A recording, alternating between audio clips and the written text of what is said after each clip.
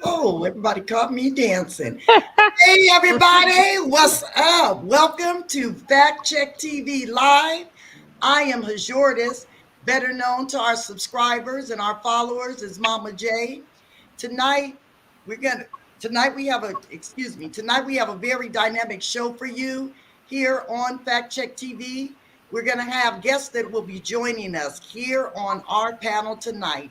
Tonight we have Mr. Melvin Farmer, Stephanie Hatcher, Brenda Myers-Powell, Ronnie Strawberry, and Dr. Rosie Melligan. But before we get to our guest tonight, I just want to ask you all, how many of you all were aware that the experts believe that as many as 27 to 30 million modern day slaves exist in the world today? Wow, that's interesting.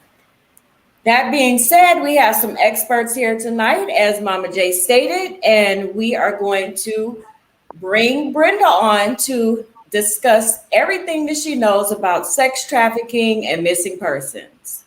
Hi, Brenda. Hi, How are Brenda. you? Hi, hello, everybody. How are you doing today? We're good. Glad to have you. You look beautiful. You look amazing. You look vibrant. How are you? I'm good. I'm so glad to be here. Thanks for inviting me. Thank you. So for everybody that's tuning in, Miss Brenda, can you let everybody know who you are and what you do? And Absolutely. My name is Brenda Myers-Powell. I am the co-founder and executive director of the Dreamcatcher Foundation. We're a human trafficking organization, and we are in Chicago, Illinois.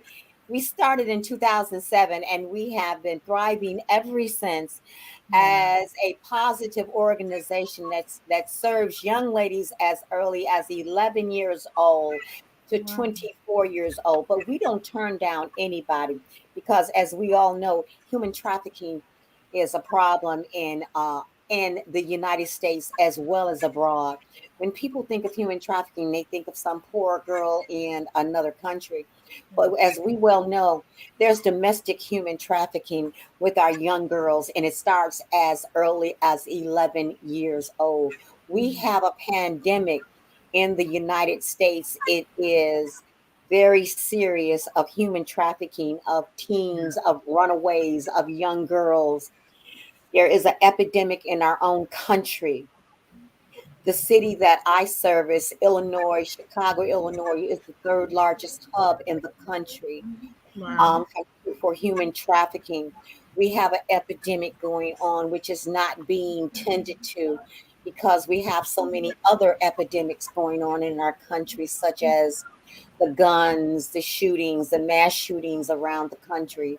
And they're turning a blind eye to an epidemic that is spreading throughout our country. During the pandemic, I saw human trafficking double in numbers because it was a time when boyfriends and sometimes even husbands turned into monsters and decided that they were going to exploit their girlfriends and their wives. I had young women who had been living with their boyfriends and things were going pretty well. And now they were forcing them to come out on the corners and sell their bodies and beating on them and things like that. I was able to. So now I'm not only trying to service girls and get them out of human trafficking, I'm servicing girls trying to get them to domestic violence shelters because these women had cars that they had 2 and 3 kids sleeping in, and I had to get them places and get them to shelters. So we became to have a different dynamic during the pandemic. And during the pandemic, services that we would have had for women in human trafficking got taken away from Yeah. the human trafficking victims and given to other populations because we're in a pandemic. Correct. Exactly. You Correct. know, so they gave them to other populations that because they were such a big need. And Yeah. so my population ended up suffering. And I had young ladies who were sleeping with um Johns and traffickers and were getting murdered, who were overdosing, who were having a hike in all their things that they had to go back and live with um, uh, uh, uh, uh, people they didn't want to live with, you Right. know, and having to suffer during the pandemic because they had to have a place to stay inside, and so to live with exploiters. You Yeah. understand? Wow. The shelters weren't taking those type of girls, you know. Yep. Girls Yeah. suffered through that time. Yeah. You Yes. know, and it's funny that you bring that up because what we see here, and I'm in Las Vegas, what we see here a lot of times is, like you said, it's that intersection, the sex trafficking, domestic violence. There tends to Yes. be an intersection. And what we have noticed, which was one reason why we wanted to step up to the plate, and, you know, our end goal is to have that safe home, especially catering to the minority community, because what I've noticed working in the field is a lot of times those young ladies come into the facility and they don't necessarily feel, welcome, or that the staff are able to adjust to the lifestyle. And I talk about it with my team all the time where, for example, we don't have safe houses out here like that. We don't have domestic violence facilities out here. So guess where they're sending them? They're sending them to emergency shelters, for chronic. It's about dynamics too. Yeah. Okay, if you have a Caucasian girl and she comes and she goes to a facility for treatment, and she goes and she stays 120 90 days, and she gets herself together, and she has a foundation to go back to in the suburbs with a family and a family unit that she can go back and get connected to and rebuild her life. You might not see her again if she's serious about rebuilding her life. She got a support system. Yeah. You have a African American or Hispanic girl who came from a dope fiend family, or who came from a family and she did not have that support. She might have to go back to the projects, or she might have to go to a low income house where everything is popping off and everything is going on, and she ain't got no other options. And she got to go back to the hood where everybody's smoking, partying, and hanging out, where she got to sell her body for the first meal she get. Yeah. What's her options? Yeah. She's still going to relapse. She's going to be back to square one after 20 days. She needs more than just that one piece of recovery. She needs another level of recovery. Correct. You know, I am in the White House on the U.S. Council for Human Trafficking, and we are talking about that to the federal government on how this happens and how this needs to happen. Yeah. For our ladies and for us. And I see that Stephanie has came in. Hi, and Miss I'm Stephanie. so glad. Hi. Hi, Stephanie. This is And this Stephanie, this is just to remind everybody, this is a very comfortable environment. We are all about being able to, express ourselves. This is a safe zone, safe space. But we also, what we noticed is that, a lot of times for the minority community, they don't really understand what it looks like. They don't even, a lot of times they don't even care to know what it looks like. Well, they don't understand how to identify with what they're living in, because sometimes it's almost like, you wake up in the same type of environment every day. You don't realize that there's something wrong with that environment because it's your normal environment. So we're just here having an open discussion. Miss, are you there? Can you hear us now? I can hear you guys real good. Okay. But Jasmine, they are not. Who is supposed to care about us? We are supposed to care about us. Yes. Nobody is supposed to care about us. I mean, people they're supposed to, but they don't. Right. the goal in life is to keep us where we're at. Who wants us to equal them, to be where they are? We have the capability of doing it, and even when they had robbed us of what we gave and contributed to society. So we have to be diligent in getting for ourselves. Yes. Yeah. And that's Say that when again. each one teach one, and everybody come together when they can and do what they can. Yes. We come together, and it don't care what you got, a little school kitchen, or you go out and feed them. You do it. Mm-hmm. You service where you can, and if we come together at any point, we're gonna be real cold then. Right. Right. Yes, sir. That's right, Miss Brenda. That's right. That's right. But that's the thing, for whatever reason, when it comes to our own people, no matter how loud we get, how much information we spew out, how many times we our feet to the ground, it's like if the way we feel as an organization, if we touch one, help one, we did a huge thing. And if we can get our neighbors to join in and our neighbors to rebroadcast and our neighbors to assist, then we are touched too. And now they tell their family member, and it's like, come on. Because it could be one of us, and it could be your friend, and it could be your sister, and it could be your cousin. And if you got a daughter, don't you got a friend? Didn't you go to school with somebody? And it's like, spread it the same way you would want everyone else to spread it if it was your family member, because it'll double up. And that double up word is a real word, and it's used in totally different ways. But help the next person. It's not that hard. Well, like I told a friend of mine, I said it's amazing to me how we'll go on social media and we'll like, share, and click some dumb video about somebody's falling off of a bike or somebody yelling at their kids. Mm-hmm. But then when we ask you to like, share something as significant and as important as this, which is affecting our communities more than any community there is, it just lies dormant there. Nobody wants to hear about it. Nobody wants to talk about it. You know, us as a people, we don't care enough. Not us that are here, but you know what I mean? The outsiders, they don't care enough. It's like they don't want to know about what's really, really going on. Right. Well, can I say something, ladies? It's not I don't care. Yeah. It's I fear. Yeah.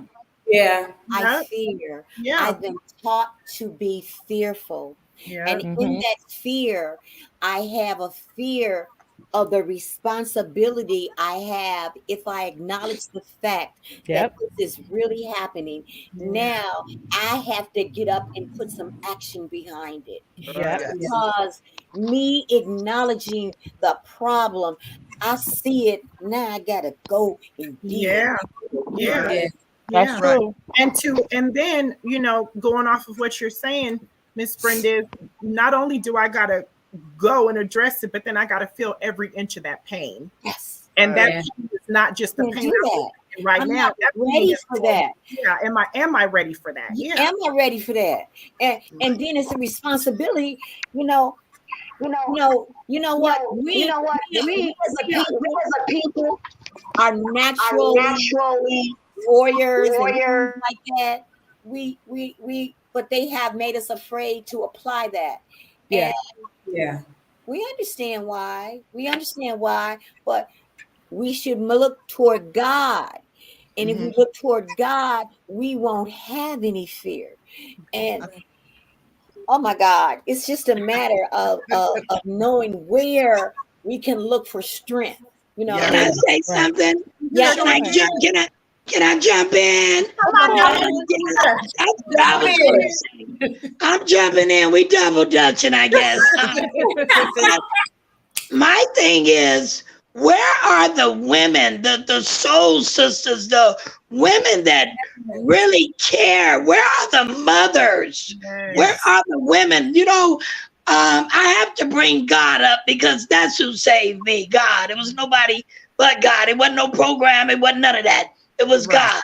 The Bible tells us that the older women are to teach the younger women.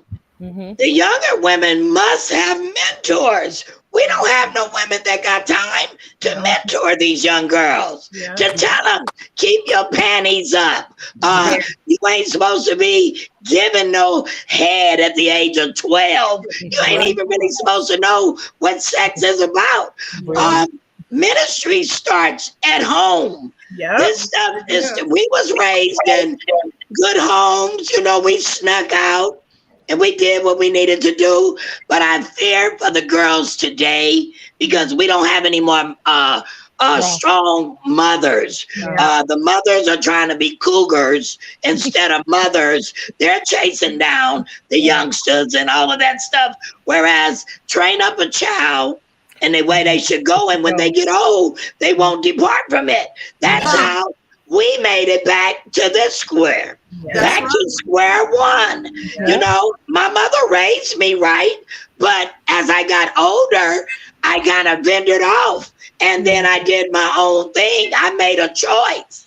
And to this day, these young girls, they don't have mothers to tell them about STDs. They don't have people to tell them that people have disease. They don't have to look like it. They can be beautiful, but they got stuff dripping from their you know what. And a girl can be beautiful, but you better check her vagina, her vaginal parts. I like to get real and raw with it because a lot of these young girls are catching STD. They don't even talk about STDs no more. No, they don't. They don't talk about that. They don't talk about, and 9 times out of 10, you have a lot of people that's on the down low. You got so many people. You got these women with women, and I'm not hating on anybody because I done did it all. Trust me, I had to be delivered. I done did a little bit of everything from A to Z. But today's women, we need to get a mentor and go from coast to coast, grabbing these young girls, teaching them.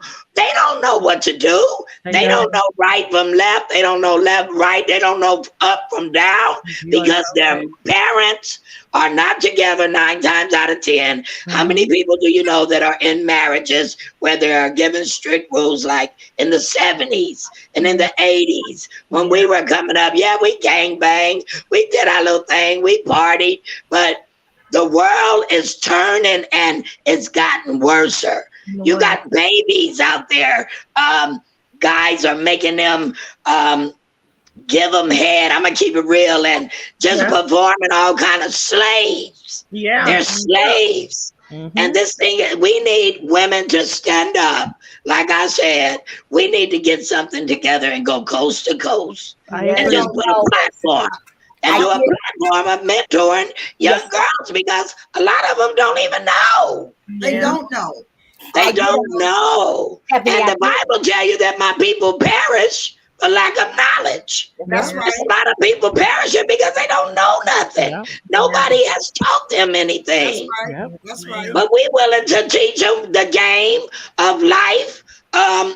It don't cost a dime to tell a young girl, baby, don't pull down your panties. Don't let a guy tell you he love you and go to bed with him because he ain't gonna do nothing but plant a seed in you and leave you for dead. And now we're multiplying. Even though Jesus said, be fruitful and multiply, but he didn't mean it like that. There's a lot of kids coming in the world with no fathers. The fathers don't want to be there because it was a one-night stand. It was just something that took place. So I'm kind of Steph. I'm like, but you know, I do focus groups with girls. Okay. Yeah. And I'm talking about worldwide, mama. What would you like to see changed in your community? And they said we like old men to quit messing with us. Wow. And I said, okay. See, how this that's go? A problem. But I know how it goes. But they said, yeah, Miss Brenda, we walk down the street and they be up there, hey baby. And I say, I'm a baby. And they said, we don't care. And if Miss Brenda, if they don't care, who care? I said, I care. Yeah, so right. We got a plan in group of how they gonna walk on the street. They said, Miss Brenda, we walk like that then the police be pulling us over, say we a gang. We ain't a gang. Wow. Yeah. We just be walking in groups to support each other, so don't nobody get snatched. Wow. Yeah. Then the Right, police right. be trying to say we a gang. I said, baby, just keep in a group. And if the That's police sad. do anything to you, call Miss Brenda, give them my card, and said I told you to walk like that. You know what I That's mean? right. That's right, Miss Brenda. So you're literally having to come up with Now, safety wait a plans minute. for Wait a them. minute. It's not just the enemy outside the door. It's the enemy The in the enemy house. inside the door. Yes, Enemy in yes, the house. Yeah. Because we got fathers who ain't fathers. We got yes, uncles who ain't uncles. yes. We got men who don't understand. Predators. You understand? Yeah. Brothers that ain't being brothers. Right. Right. You know, and I'm fortunate. You know, And these you are the know, things that I'm dealing with when girls are And coming. you better not tell nobody. What about that? And you better not tell nobody. That's right. Okay. They're scared to say it. They're scared to tell. They've been doing this to them since they was 10, 11, 12 years old. Yeah. And it's one girl came to me, said, I have a problem. I said, what is your problem? I'm in love with my daddy. Ooh. Oh no. Ooh. How do I get out of this, Miss Brenda? Yeah. My God. Yeah. We've been keeping it secret since I was 6 years old. Lord have mercy. I've been his secret. We do things. I do his thing for him. Yeah. Then he used to bring his bowling team over and I would do his team. Wow. You know, and I those had my first baby by my dad, and he told me to tell my mom it's about a little boy down the street. I never saw that baby. Yeah. Right. My God. And those are stories that are coming out time and time and time again. You know, Yes. and but that girl needed to heal. Oh yeah. Well, I'm like Miss Brenda and Miss Stephanie. I done been down in the trenches, way down in the trenches. Yes. And I'm one of them girls that people used to look at and think, oh no, she's Mr. Corbin's daughter. She ain't doing this. She ain't doing that. But yes, I was, because see, I was carrying around a whole lot of that trauma that I couldn't talk about in my house, you know. Right. Granddaddy was doing what he was doing, you know, Wow. and not only could I not tell nobody, but I had 4 little sisters I had to protect, because I knew that, you know, I'd rather you do it to me than to do what you doing to me to them. Yeah. You know, I found the way I dealt with my trauma was through addiction for years. But then I was like you all, I decided that I wanted to redeem myself, and I did. And you know, Miss Brenda and Miss Stephanie, if you didn't know, Miss Jasmine Lee is my daughter. And when I decided to make that change, I sat her down one day and I told her, I said, check it out. I said, the same way I drug you through my addiction with me, I'm gonna drag you through recovery with me. Yes, yes. You're going to the meetings, you're going to the picnics, you're going to learn the preambles at the meeting, you're going to know them better than anybody in the meeting. And she used to come and she was like, wow, Mom, I can't believe this. All you people was out there doing that? I said, we sure was. I said, but I'm bringing you here because I don't need you to just know my story.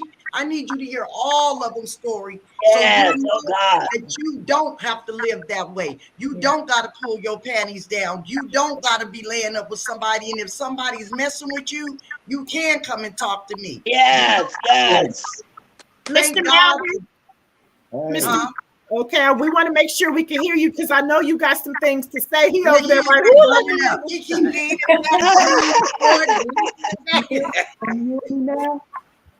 we can hear you. We can hear you good enough. Go ahead and say something. Okay, what's going on? Hey, Steph. Hey, baby. Hey, Melvin. But you know, a lot of these times, I heard when you say they pull them over when they walking in groups, particularly black. And you mentioned gangs. See, you can be a group from 12 to 24 young age, and you can be considered a gang. The only thing different is, are you a criminal gang? So you can be labeled, but it's really, really profiling And it's really a civil rights violation for them to do this stuff. Let me tell you a tradition. When I be in New York, what the Jews do, you'll never see a child walking out here. It'll be one that'll walk them, then the next thing you know, another one. It's not allowed in all the boroughs to wear Jew kids to walk along. They embrace. So a lot of times they profiling these blacks and minorities when it comes to incarceration over education and stuff like that matter. But also because Black Lives Matter, the streets are really where everybody like a renegade hoe now, without a pimp in these streets. Because why would you think law enforcement that's probably 95% white or something, but communities that set up here and ridicule and talk about it, and then you think it's going to come when a murder happens or a shooting happens when it's predominantly done amongst ourselves, and You they guys not hear doing him? Just a little bit. Just a little bit. Yeah. Can't really hear them. No. I mean, the part I'm hearing is interesting. Yeah. He's I Yeah. can't hear them. I From can't what I hear. got I is turned both my ears around. I can't hear nothing. I from turned what both I got, ears. basically what he's saying is I thought it was this ear was messed up. Then I turned on this ear. I can't hear them. he's basically saying, going to what Miss Brenda was saying about how she would educate the women to walk in a group, that is like a civil rights violation. If Right. they're not a criminal gang, then it's almost like a civil rights violation, but Right. it's also law enforcement, and I say all the time when I speak on law enforcement, by no means am I here to bash law enforcement, because the only way to be successful in the field that we are in is to build those partnerships. It's more about re-educating or educating them on how to deal with or interact with victims and sex trafficking victims when they're running, when they're meeting them on the street. The problem tends to be that they don't know how to interact with them, or they don't want to take time to understand their story. And that's where the clash comes from. Okay. And that's one thing that, going back to what Miss Stephanie was saying, is it's about going coast to coast. Like women like us gathering together to go into the police station, to go into the churches, to go into, the other organizations and educate the schools, educate on how to interact. Because I never speak on the organization that I worked for, but I worked as a director for many years. I implemented the programs. We had victims of domestic violence, sex trafficking, you name it, chronic homelessness. One, everybody has a victimization when they're having to shelters and those communities. It's one, understanding how to not re-traumatize or trigger the individual. Yes. Two, what I have seen many times when we are working in these organizations and these young girls are coming in is even where I would have to, train my staff and say, yeah, she's going to come in with an attitude. Yeah, she's about to come in. Yeah, she's going to slam a door. She wouldn't let her speak. She was in a she didn't have a voice. And then what happens is we don't know how to interact with them, organizations like this, so we kick them out. We them. And the only thing they know what to do is how to go back to the streets to be able to keep themselves, in survival mode. Because when they're going through the doors of these organizations, everybody is not just having the book smart is not enough. You got to have the book smart and somewhat. Jasmine, go ahead. I'm sorry. What happened? I preach to the choir every day. Culturally, not meeting our ladies. Okay, you can talk about. You can send Becky over here if you want to teach me how to breathe. Beating somebody's ass if you want to. Straight up though. That is not going to help me when I'm in the middle of a situation on standing on the corner on the west side. I'm not going to breathe through some stuff. Right. So I have listened. The time I've been here in Illinois, I have there are several laws I've gotten passed for human trafficking. One was the predator accountability law for a young lady to sue civilly. So All if, right. if to sue civilly, if she can prove the predator, trafficker, strip club, or anybody that turned her out to human trafficker, Wow. the no the No Child Act, where nobody under 18 can be arrested for prostitution because they can't consent to sex. Yeah. My God. The law that if you were trafficked here, that your whole record can be expunged. All right. Not expunged, Awesome. vacated. Awesome. Vacated. Here in Illinois, I was the first one that got her record vacated, completely vacated here in Illinois, because I had been trafficked here, and I helped write the law that said that, because it ain't about just sitting here talking about what the hell we gonna do. We got to have policies, we got to have laws, we got to have stuff behind it that protect us and says this happened to us, so this shouldn't have happened to us. Yeah. That's right. That's right. Yeah. Miss Brenda. Yeah. Miss Brenda, I think you need to put that on a shirt. Yeah. Yeah. Right. Hey, but you know what? Hey, we got to remember that something is missing. These people don't know nothing about love. See, love conquers all. Yeah. One of the things we have to look at, people got a void. Something is missing. They were never loved. They don't even know what love is. That's and right. all these young people need to know somebody love them, somebody care, somebody want to teach you. Because believe it or not, you got some people out there that really want to learn. Like I said before, the Bible says people perish for the lack of knowledge. They don't have no love. They was never loved on. All we need is more love. We're willing to give that love. Us as women, we need to love on these young girls. We need to be a mother to them. We need to be a sister to them. We need to be an auntie to them. We need to be mentors. And I know, Mama Bray, baby, what you do down there in Chicago. But even when I met you, you told me nobody never loved you before. I was the first one that gave you love. That's right. Whoa. So yeah, I was the first one that gave her love. Come on now. So these young people need love. They need love. They need to know it's okay. We all make mistakes, but let's get better. Let's heal. Let's get delivered. Let's get free. Let's teach them how to be go-getters in other ways than where they're going. Because, like I said, when we was out there, it was more like a party to us. It was just an everyday party. But this stuff then got a little bit more serious now. Too many people are losing their lives. There's too many babies coming into the world without no fathers. Then the mothers are giving them up, killing them, and it got wild. Yeah. But my thing, love. We need to learn how we can spread love to them, to let them know that somebody do care.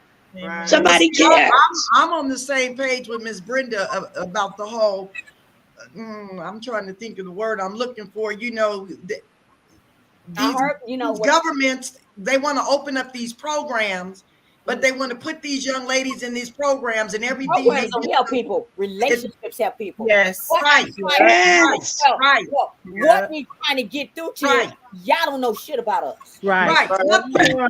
You gotta put people in them programs to run them programs that Yeah. First of all, they don't even those programs that they paying for. Over there. Come on now, Becky. Them programs that paying for that, they don't even deserve that money. That Becky ain't okay sometimes.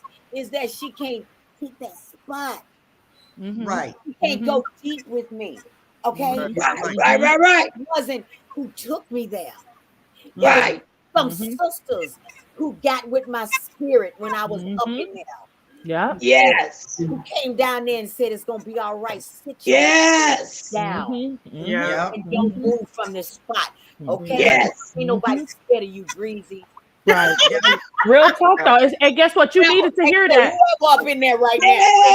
Yes. You had to hear that for it to register to you. Desiree. It resonated. The moment you heard I it looked that at way. them women like they had lost their man, but whoever was inside me at that time, I set their ass down. You know, The little you that needed to hear it, and it resonated with you, and it was like, Yes, oh, that's exactly what I needed at the moment. But Yeah. we need culturally competent people to mess with us. Yes. I even asked them, I said, therapists need to be attractive. So if the federal government could start putting out Pell Grants and stuff that give Black therapists some opportunities to start saying, okay, this grant is free, plus we take care of you while you getting this therapist license. Yeah. You know what I'm saying? Maybe more Black and women and men would be attracted to that. Yes. Trying to find a Black therapist and psychiatrist is like a needle in a haystack, and we It took me forever. I'm not gonna lie. I'm one of the ones I had to get rid of, and I'm not racist, but I had to get rid of my white therapist. She couldn't connect with me. She didn't even understand why I was crying when Nipsey Hussle got killed. I'm not gonna lie to you, and she didn't even know who he was. And that I felt some type of way about that. You understand me? And I got with a sister. The therapist is for years, and I was the therapist, and they just sat up there and listened to me. Oh well, I'm gonna tell you when I decided to come up out of them streets and get some help, and I'll never forget. They sent me to this place in Orange County, and I walked in, and the man called me in the room, and he started asking me all these questions. So I looked at him and I said, "Are you an addict?" No, he said, "But I went to school to get my certification." I said, "I picked up my purse, my keys." I said, "You can't help me." Right. Like up all night, outside, leaving my daughter alone, looking for shit that wasn't there. You can't help me. I need somebody that's been where I'm at. Yes. Out of this, what I need to do. And it wasn't until they sent me down to Los Angeles, California. Right. Program called the Castle West program. Yes. Brenda said that sister came around that corner and looked at me. She said, "Sit your down. Yes. Shut up, because you don't know nothing." But right. Here, you're gonna know a whole lot. And what you're gonna know more importantly than anything is that we do really love you. You don't gotta live like this. Right. But how can you tell somebody something and you ain't been through nothing? How can you tell me about hoeing and you ain't never been a hoe? How can you tell me about smoking and you ain't never smoked no dope? You can't tell me nothing about no crack cocaine. I smoked that stuff for 20 years every day of my life. How are you gonna send a person that ain't been through nothing to tell somebody like us something? Right. Did we smoke? Peru. It's funny now, but it wasn't funny then. She said, "Peru." Hallelujah! Thank God for deliverance, though. We had outfits to smoke in. Yeah. It could never find outfits. Yes. We had outfits. We could have had a TV show with our drama. Yeah, we had drama. But you know, the most powerful piece to hear you guys be able to sit in that moment and laugh is for everybody who's watching, those little young Black girls coming up that are taught in it. Don't think it's ever too late. It ain't never too late. Example, you see what I'm saying? It ain't never too late. For example, of women, strong, Black, beautiful African-American women who went through, came through, stand in it, live in it. Not only do I stand in it and live in it, but now I give back. It's all about. It's like, let's go full circle, because it's you are when, I had a client one time, and the staff she just drove the staff crazy. She was a feisty one, but she was my favorite. I was like, "Oh, I like her. Oh yeah, this is gonna be really good." I'm like, yeah, give it to everybody. That's how. And they used to call me in the middle of the night. I want to tell any young lady out there watching, don't let me sit up here and be laughing just because I'm still cute, right? Yeah. And let you don't be I've been shot 5 times, stabbed over 13 times, Yes. jumped in dumped, Drag. dragged, all that. So all of that came with that. Okay. Yeah. It came with it. All right. So just because we laughing ain't nothing funny. Ain't nothing. We've been with serial killers that just wasn't our time to die. I know that the serial killer let me out the car and I cussed him out. Wow. With the grim The serial killer put me in the car. Well, he was a date, but it wasn't my time to die. It wasn't his time to kill. He reached over me to let me out of the car, and I cussed him out because he didn't want to date. Wow. And when I got delivered, the Lord took me back. He said, "This was where you were gonna die, right here. This is where you were gonna die. This is one of the times that I saved your life." Now, when we're out there, we're out of our minds. All we thinking about is the next hit, the next dollar. So we have been in some places. I remember Breezy, Brenda got dragged by the serial killer.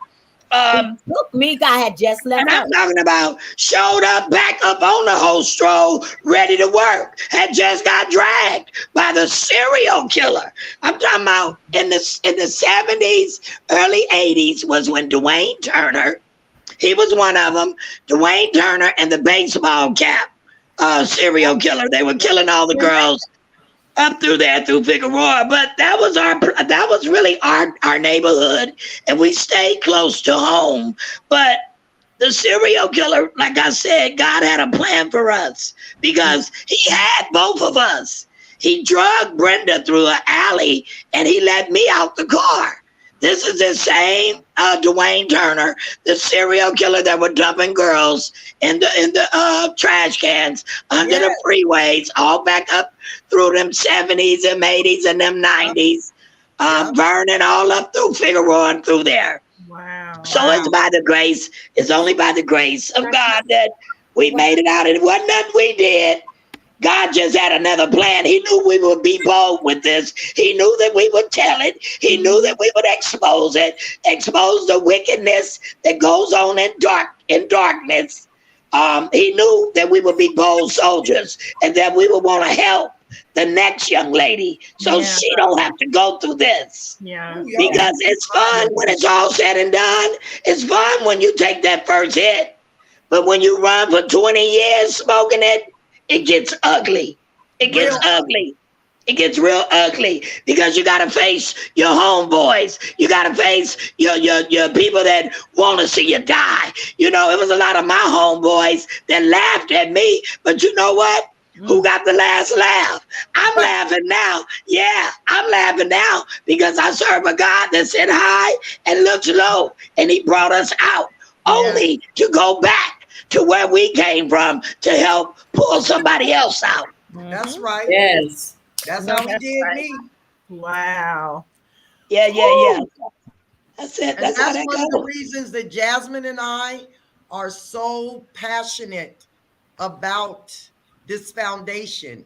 You know, and I tell people all the time, you know, if you're not passionate about it, if your heart's not in it, if you're not here to help heal these girls and these women who have been victimized, traumatized, you know, like you said, treated like dirt and scum, some of them by their own family members, not outsiders, their own family members, then you are of no use to us. You know, I tell all of my sisters, my biological sisters, as well as my sister friends, I tell them, if y'all spend as much time trying to help another sister as you spend buying hair from the and over here buying something from these folks and investing in them, if you took that same money and invested it in these sisters that's out here lost and confused, do y'all know the power in that? Do you know what we could really do as women, Black women? You know, I'd like to say this before we run out of time. I don't want to jump over the part about the missing and murdered women in our country. Indigenous women are highest number Oh, yeah. Yes. in our country. And it is almost amazing that indigenous women, Native American women are the highest number, and they have the lowest population. Yes, they do. Right. And I want to say that and give that a shout that number out and say that indigenous women are the highest population of missing and murdered women. Come on. Period in our country, and that's and a problem. And then next, African American women. With that point, Miss Brenda, I would like to take just 50 seconds to show a video really quick for all the viewers. These are individuals that have been reported missing for this week. And then there are two at the end. For those of you guys who are tuning in or new to the channel, Miss Michelle, can you raise your hand? Miss Michelle's sister is one of the individuals that'll be on the slide. She's been missing for 21 years. So let's finish. There are 52 women in Illinois that have been missing and murdered, and Chicago and Illinois refuse to acknowledge the fact that they may have a serial killer here. And we have for a while to the police department and the government about this. And really, all of them strangled, all of them murdered it the same way, strangled, left in the trash can or abandoned building in some kind of way. You know what I mean? But women strangled, all of them murdered, all of them in the type of lifestyle. So we know that there is a serial killer here, and they refuse to acknowledge it. So I just wanted to say that. So let's watch this video and then come back, and I'd like to get everybody's opinion.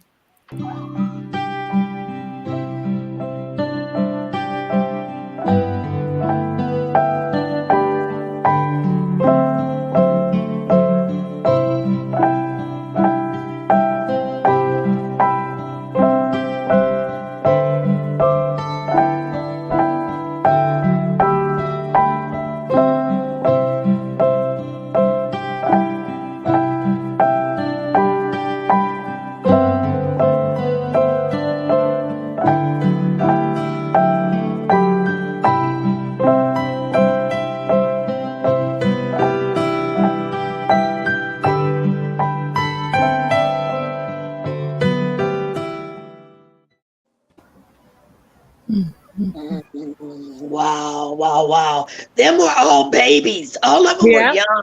Yep. Babies. Yeah. Pretty babies. Yeah. And Michelle, the last individual on the slide is Michelle's sister. Michelle, would you like to tell a little bit about your sister?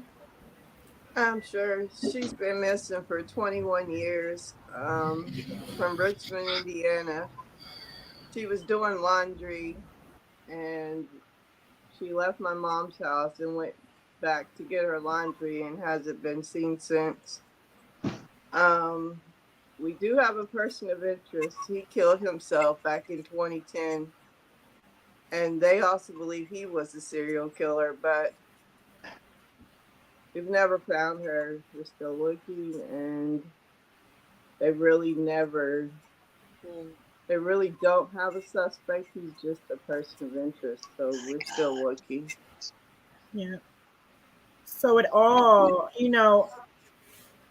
I think the most important part that, our young girls, young boys, men, women, minorities need to understand is, I look at the TikTok videos, I'm listening to their new trends. It's like, the toxic relationship thing is trending, and that's popular and that's cool. Yes. We have the addiction and fentanyl and trafficking and, all of these things in the minority community, they are a intersection. And what I say is not a fact. And again, everybody can have a different opinion, but my opinion is that with the younger generation, they're so oblivious to what it looks like, how to identify it, how to understand that they are in a violent relationship. Like I used to tell my clients, it's almost like growing up in a dirty home. If you're used to growing up in a home that's dirty all your life, and then you go over to somebody else's house who is semi-clean, you're like, oh my God, this is like, girl, I didn't even clean up today. because it's dirty. You know what I'm saying? You don't know what you don't know. And I'm very grateful for everybody that has come up to this panel, because to see and to feel the presence and to hear the information that's being pushed out there, there are those big sisters out there that care. Yes. I'm available 24 hours a day. You can call my hotline, text my phone, email. I make sure that all communications are able to come through 24 hours a day. You know, the other day we had a lady who called our crisis hotline. She was a human trafficking victim, 4 children sleeping in the car. My God. Couldn't find one resource, one shelter to be able to accept her. Every shelter she went to, they turned her away. Well, we don't believe that you're human trafficking, or we don't believe that you're this, and we don't believe that you're that. And she called the hotline, and it was like instantly the team went into overdrive.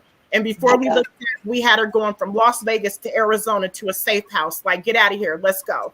And that's and you don't have to have a 501c3 status or a nonprofit or run a church to be able to do these things. Right.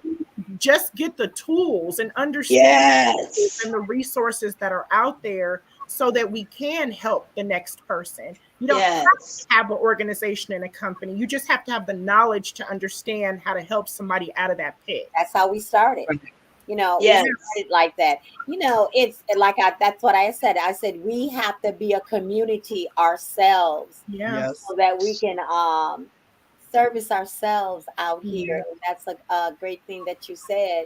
You know, I'm 24/7 also. My phone doesn't go off. We have a 24/7 hotline. You know we do. Yes. Right. 844 We Dream. And I'm popping out there too.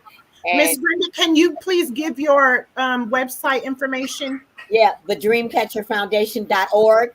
And our hotline number is 844 We Dream. My God. 1-844 We Dream, and thedreamcatcherfoundation.org. We are 24/7. Call us, and my number, if you look on the website, you'll see my direct number to call me. Awesome. Direct on my cell phone. I'm available. I'm serious about trafficking. I'm serious about people's lives. You know, crisis does not make an appointment. And I that's right. That's why when I got into this, I was serious about this. When you call me in the crisis, I'm coming. Right.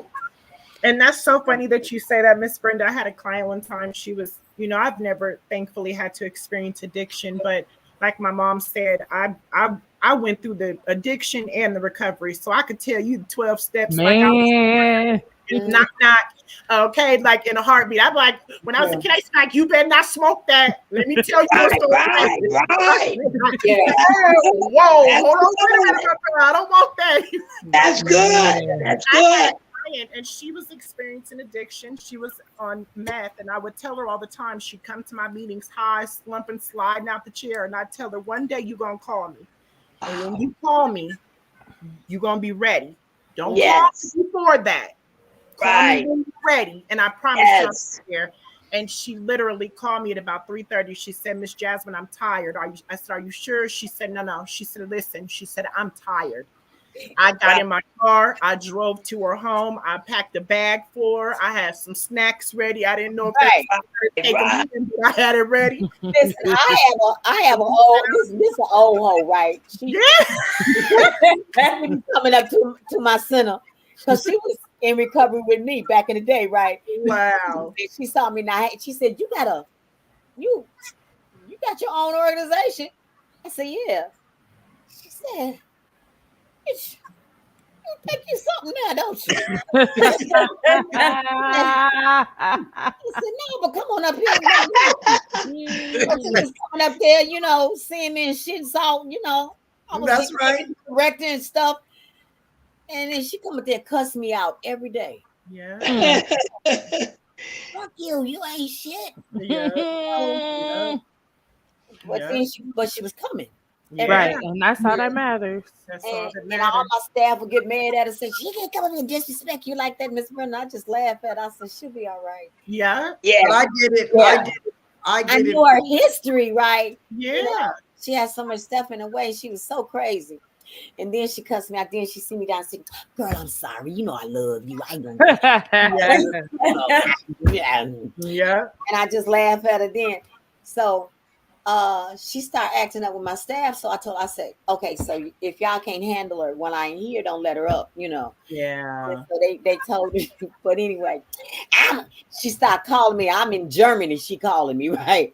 But then when I said, Felicia, I ain't gonna let you call me and cuss me out no more. So I said, don't get back on my damn phone cussing and shit. Bye. Right.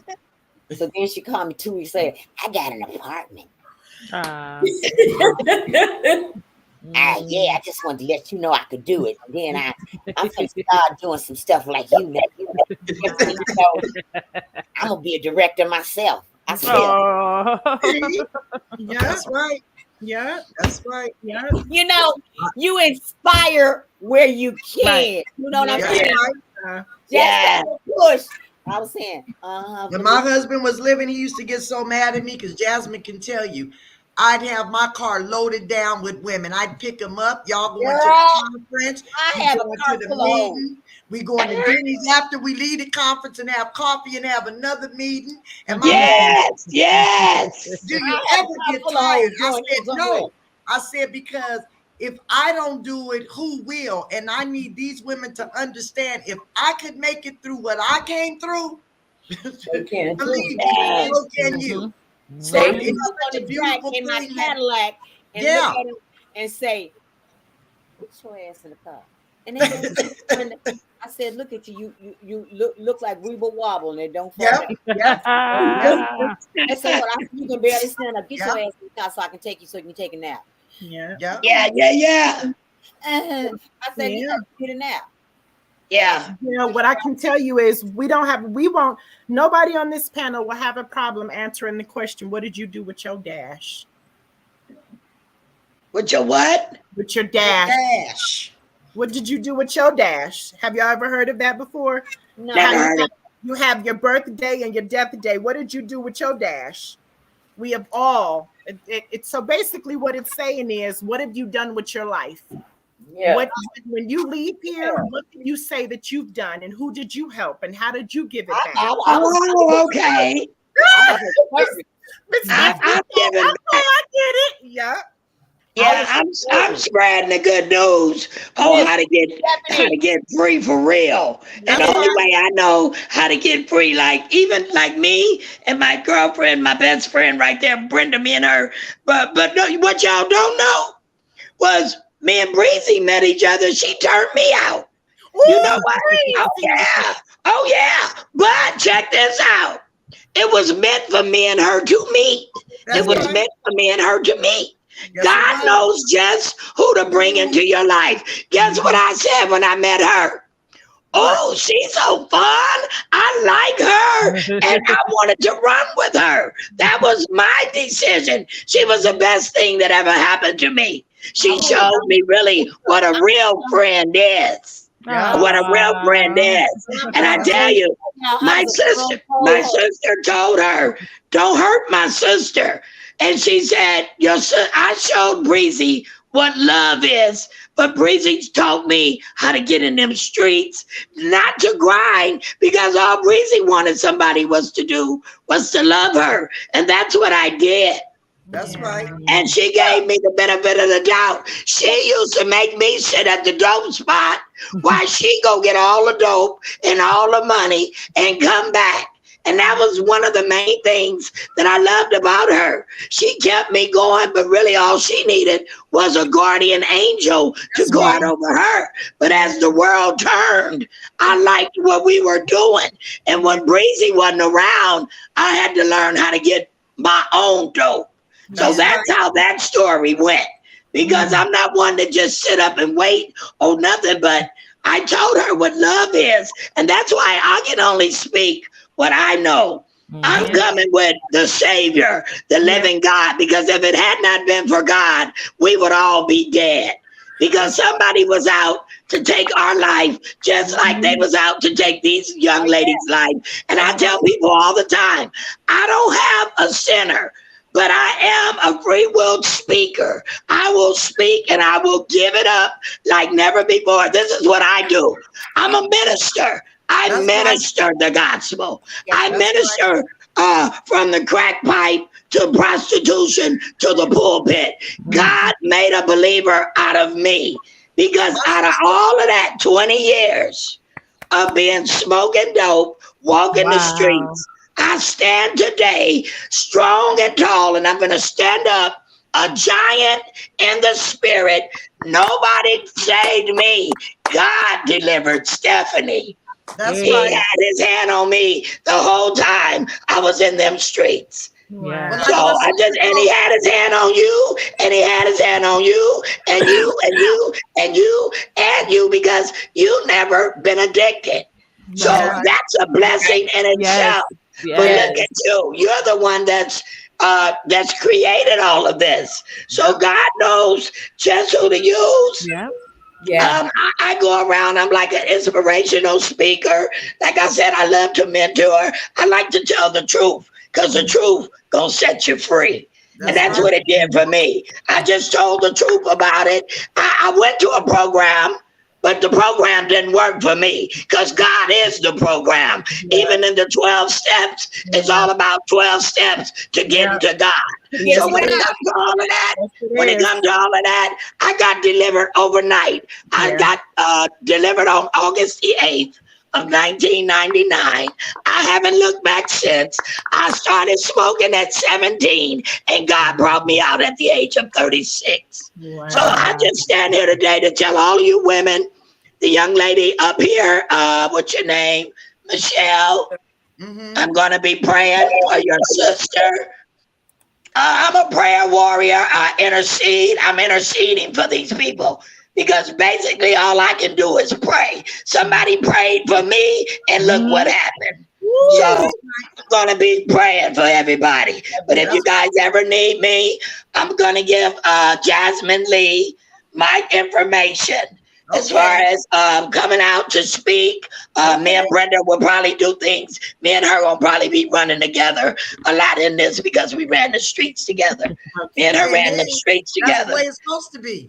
Yeah, and she had my back and I had hers. But for the most part, God did us two separate ways. She was into this, and I didn't know nothing about all of this. She introduced me to the life.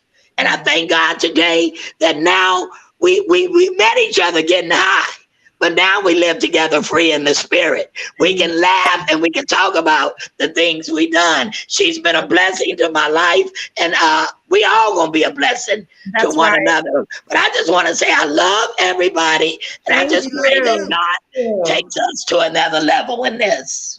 That's right. We love you, baby. Thank you. That's my baby. Yes, baby. She taught me, when I met Stephanie, I started at the age of 14.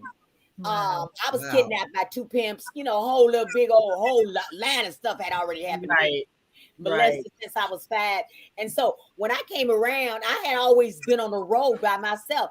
I had traveled all of the United States before I got to California. Wow. And I was by myself, plane, train, flight, bike. I didn't care how I got there. Yeah. As long as I got to the money. You know what I mean? Yes. And I had been working at Charlie's strip club.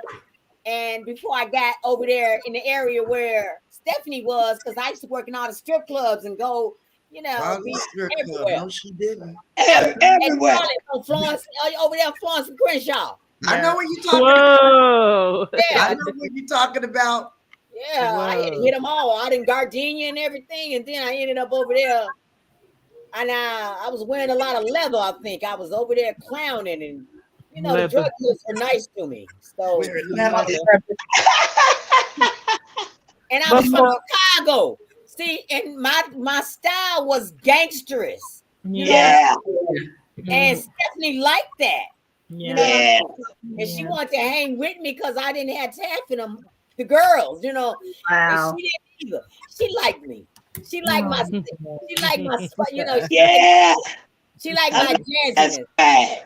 And Soul sisters. you know, people thought that I was turning her out to be a prostitute. I would tell Stephanie, sit your ass down. I got this. Just watch. Yeah. Yeah. She used to be mesmerized by the shit I used to do, because I said, just be voices, don't do nothing. You ain't got to have sex. Just get in the back seat and make noise. Wow. And because I knew how guys were, you know. And she said, what? And then she caught on, right? Yeah, because I was a mess. You know what I'm saying? Yeah. I used to rob guys, you know what I'm saying? So, you know, Wow. nice way. In a nice way. And this is why we say the ones who made it out. Yes. You know, but I was like, she can tell you, I was like a show. Yeah. You know, even the guys like me. They would get robbed, come back and then see me again. Hi. Oh, wow.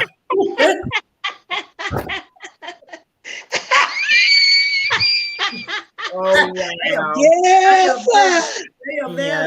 But anyway. Yes. I Well, needed ladies, love. I have one. Love, and she loved on me. And you know what? That's what we need to give to these ladies. Yeah. Yeah. Yeah. So I have And one mostly kids. So Yeah.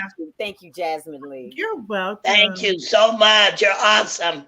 So I Thank just you, want Mama to J. say from the You're bottom so of my welcome. heart, Thank Thank you, you, Tanya. guys. Thank you, Desiree and Michelle. Thank you, guys. Thank you. Thank you for blessing you us. guys so much. It was a pleasure being able to speak to you guys. Yes. And Miss Brenda and Miss Stephanie, if you can please, when you have time, I do have your private information, but and I have your website. If it's okay, I'm going to air that on our show and channel so that everybody knows how to get in contact with you guys. Mm-hmm. But thank you guys so much. Thank you. Welcome. It was a blessing. This was a blessing for us. It truly was. I've cried about 4 times. I can't cry no more, ladies. You know that I do have a documentary called Dreamcatcher. Oh wow. It's a documentary. Yes. And you can go on YouTube and pull it up. It's called Dreamcatcher Documentary. Pull it up on YouTube. Okay. I'm watching that tonight. Okay. Yes. Thank you guys so much. So much. Thank you for having me. Thank you so much. Thank you. Bye, ladies. Bye-bye. Bye-bye, everybody. 90% of missing persons are persons of color. Yet African Americans only make up 13% of the world's population. Sexual violence affects Black women at high rates. More than 20% of Black women will be raped during their lifetime, a higher rate than any other nationality.